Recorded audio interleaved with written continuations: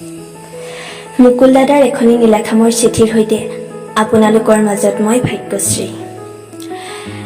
উক্ত প্ৰেমপত্ৰখনৰ নাম দিয়া হৈছে কেনেকৈ বাৰু বুজাওঁ তোমাক।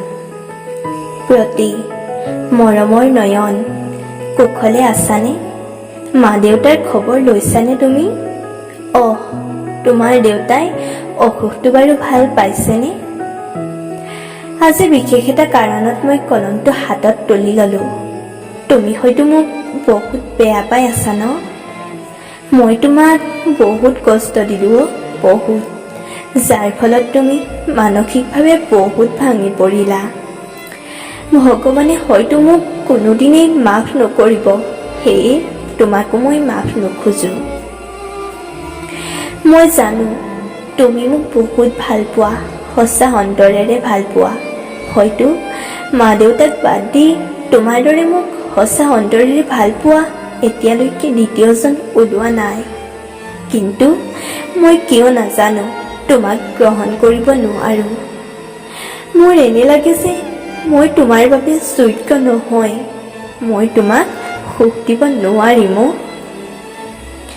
তোমাৰ পবিত্ৰ হৃদয়খন সুখ আনন্দেৰে সজাই তুলিব পৰা গুণ মোৰ নাই। সেয়ে হয়তো তুমি বাৰে বাৰে আগবঢ়োৱা প্ৰেমৰ প্ৰস্তাৱটিক অনিচ্ছা স্বত্বেও নাকচ কৰিবলৈ বাধ্য হৈছো। সঁচাই প্ৰেম বাৰু কিয় এনেকুৱা?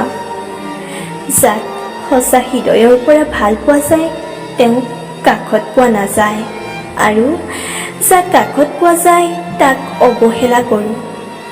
সঁচাকৈ কি যে অদ্ভুত এই প্ৰেম, যাৰ গৰ্ভতেই লুকাই থাকে মৰম, ভাল পোৱা, সুখ দুখৰ এটি এটি জীয়া কাহিনী।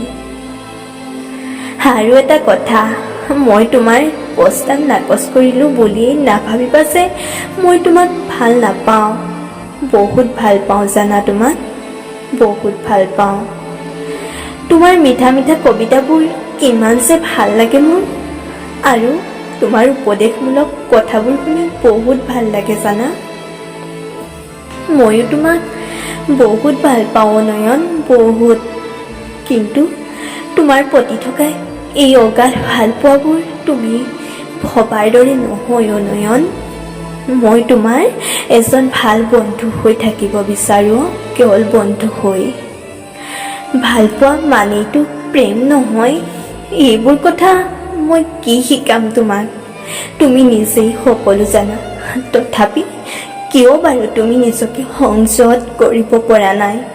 মোৰ বাবে নিজৰ সৰ্বস্ব ত্যাগ কৰিবলৈ লৈছা। কেনেকৈনো বুজাওঁ তোমাক? এইবোৰ কৰিলে মোৰো হৃদয়খনে সকলোটোকে নীৰৱে নিজানত। বাৰু বেছি নিলিখো, শেষত এটা কথাই কওঁ, মোৰ কথা ভাবি তুমি তোমাৰ মূল্যৱান সময়খিনি নষ্ট নকৰিবা। মন দি কামবোৰ কৰিবা দেই। দেউতা মাক সদায় সুখত ৰাখিবা। মোৰ কথাবোৰ মনত নেপেলাবা। তুমি সদায় সুখী হৈ থাকা, তাকেই ঈশ্বৰৰ ওচৰত প্ৰাৰ্থনা জনালো।